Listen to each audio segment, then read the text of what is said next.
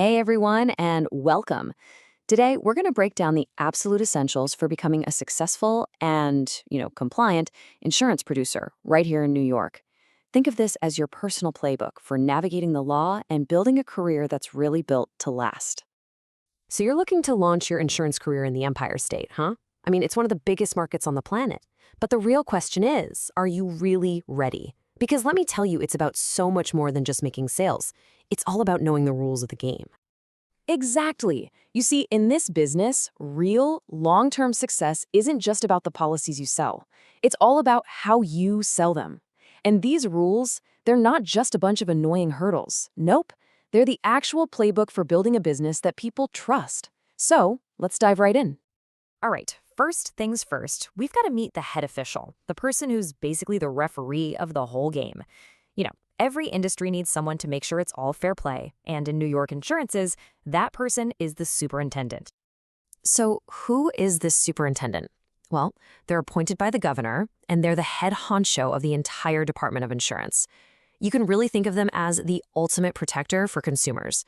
Their number one job is making sure that everyone, and I mean everyone, from the giant insurance companies all the way down to a producer like you, is playing by the rules and doing business the right way.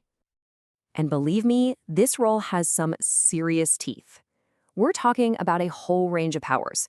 They can dig into an insurer's finances, hold hearings if they suspect something shady is going on. They can even issue cease and desist orders to shut down bad practices on the spot. And yeah, they can deny, suspend, or flat out revoke your license. This is no figurehead position. This is the real enforcement power of the state. Okay, so you know who the ref is. Now, how do you actually get in the game? Well, it all starts with one thing, your producer license. That's your ticket to play. So, if you're a New York resident, here's the path. It's basically a 5-step journey. First, you gotta be at least 18 years old. Simple enough. Step 2, you'll knock out 40 hours of pre-licensing education. Then you prove you know your stuff by passing the state exam for whatever lines of authority you're going for. And this next one is huge. You have to prove you're trustworthy and competent. Finally, you just submit the application with all the fees. Boom. But what if you're not starting from scratch? What if you're already licensed somewhere else? Well, good news. New York cuts you a bit of a break. For non-resident applicants, you can usually skip the New York pre-licensing course and the state exam. The key here is reciprocity.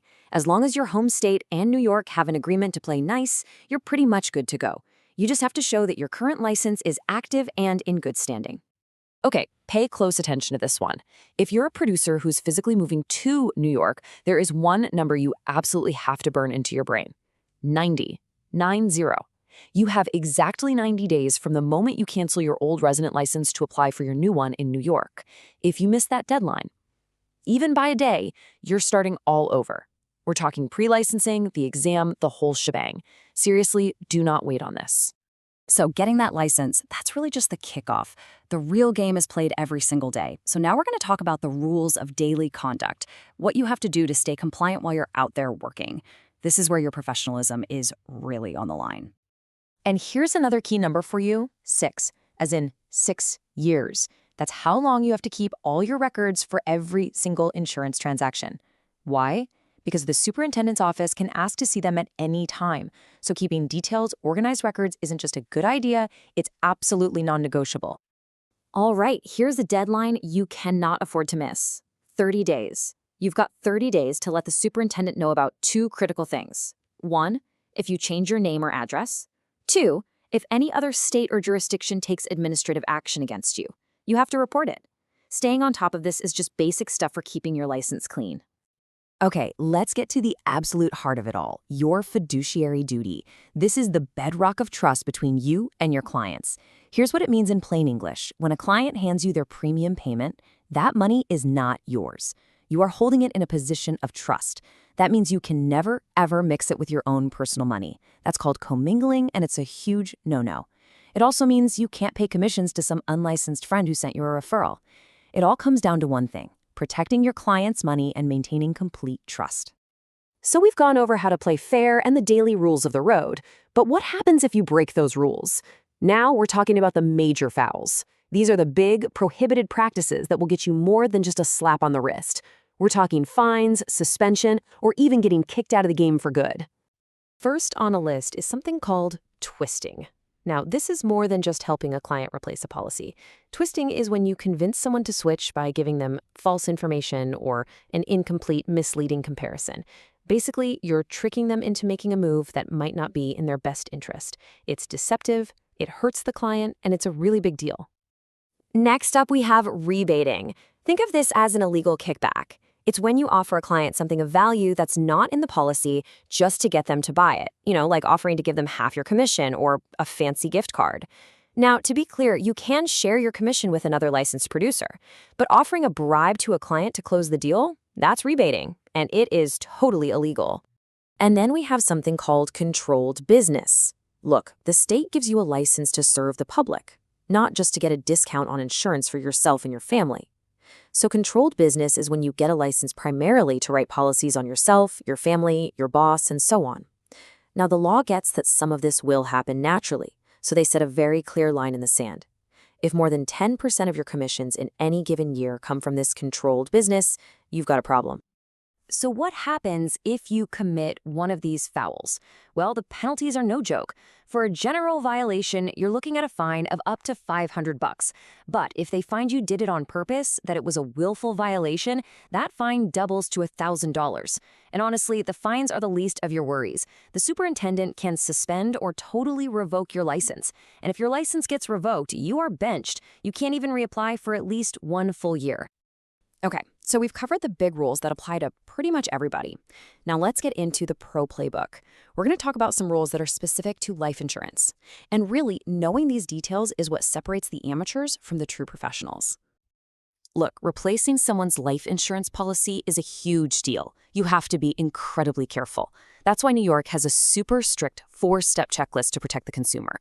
1, you give them a signed notice regarding replacement. 2, you get a complete list of all the existing policies they're planning to replace. 3, you leave them with copies of everything, all sales materials, and the notice. And 4, you submit a copy of that notice to the new insurer along with the application. It's all about total 100% transparency. Here's a fantastic consumer protection rule you need to know. The number 10. Every life insurance policy sold in New York has to come with a minimum 10-day free look period. Think of it as a cooling off period. It gives the client a chance to take the policy home, read it over without any pressure, and if they change their mind for any reason at all, they can return it for a full, no questions asked refund. We all know life can get crazy, and sometimes a payment gets missed. That's exactly why the law requires a 31-day grace period for life insurance. This is a big safety net. It means that even if a premium is late, the policy doesn't just instantly cancel. It stays in force for those 31 days. And if, heaven forbid, the insured passes away during that grace period, the death benefit still gets paid out. They just subtract the premium that was owed. And finally, let's talk about the number 2, as in the 2-year incontestability period. This is a huge piece of protection for families. After a life insurance policy has been in effect for 2 years, the insurance company can't challenge the policy or deny a claim because of a misstatement on the application. The only exception is, outright fraud. This gives beneficiaries incredible peace of mind, knowing that the policy will be there for them when they need it most. So yeah, there are a lot of rules, and the stakes are definitely high. But if you step back and look at all of them, they all point to one single thing: trust. In this business, trust isn't just a nice to have. It's the only currency that truly matters. So the final question isn't just, do you know the rulebook? It's, are you ready to live by it and earn that trust with every single client, every single day?